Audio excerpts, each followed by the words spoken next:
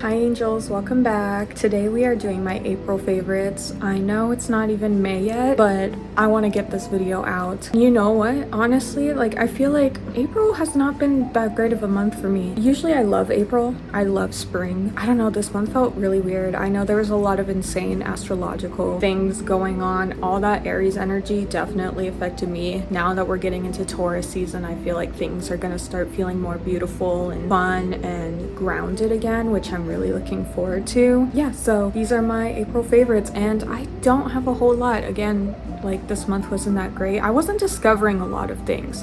I feel like I was falling back on comforts a lot to handle all the craziness and to get through it. So my first favorite for the month of April is this really adorable ceramic spoon that I got from this artist. I'm pretty sure their username is Powder Blue Finds on Instagram. Look at this darling, gorgeous, beautiful tiny spoon. I love the polka dots. Polka dots is one of my favorite patterns. I love the color scheme. This is very much me, and it's a tiny one, so this would be good for matcha or sugar, just something to stir your cup with. And the little spiral, I don't know if you can see it on the tip of the spoon. I love it so much.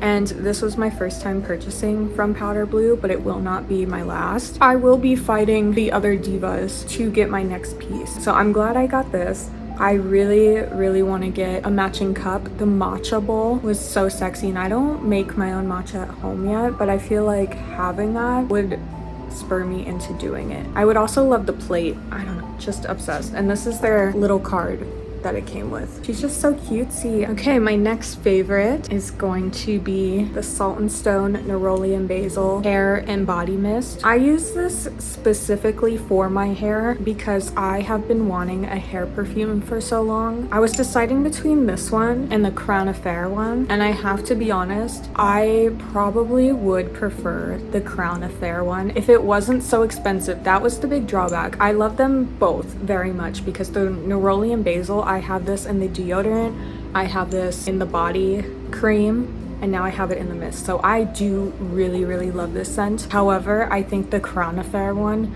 is slightly more what I'm looking for a hair perfume, but I could not spend the money on it. This was half the price. And like I said, I do love the scent, and this stayed a while. I tested it in store. So what I did was I was wearing braids, and on one of my braids I sprayed this, and on the other braid I sprayed the Way hair mist in Santorini because that scent is so delicious. I love their Santorini scent, and I really hope that they bring that to more hair products because I would love that in a curl cream or their leave-in conditioner. This lasts me around 8 to 12 hours usually.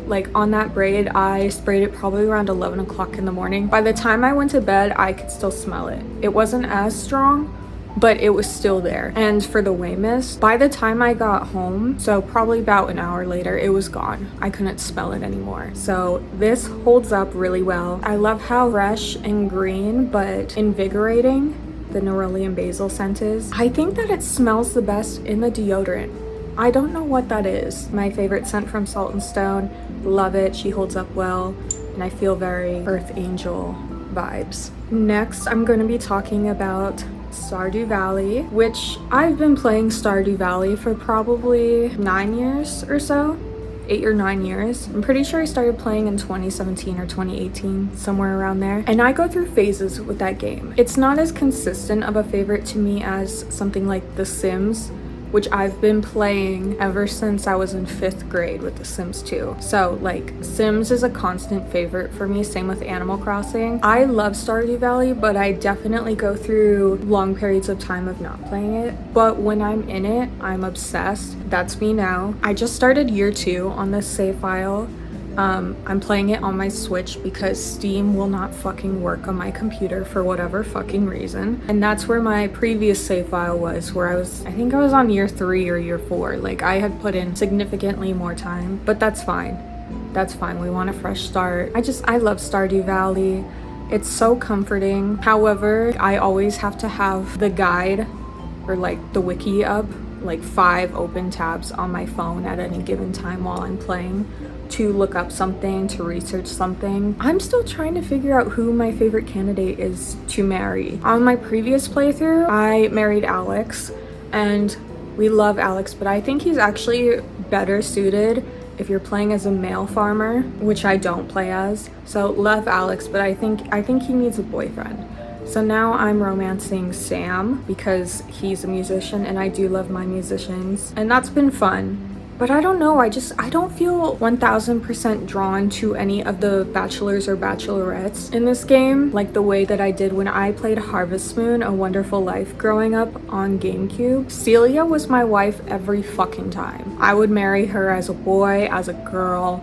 She's my wife. I don't want any other option. But with this game, I'm like, I don't know. So we'll see. At some point, I feel like if I start a new save file, I might try Sebastian, because I know the girlies love Sebastian and his cutscenes look fun. I'm just kind of rambling at this point, but yeah. Stardew Valley has been great for keeping me focused on something and my mind off of the kind of negative energy I've been in, this funk, depression, all that. So love you, Stardew Valley. Then we have my read for the month, which I loved. I gave it 5 stars. Animal Farm by George Orwell. This was assigned to me in school and I never read it.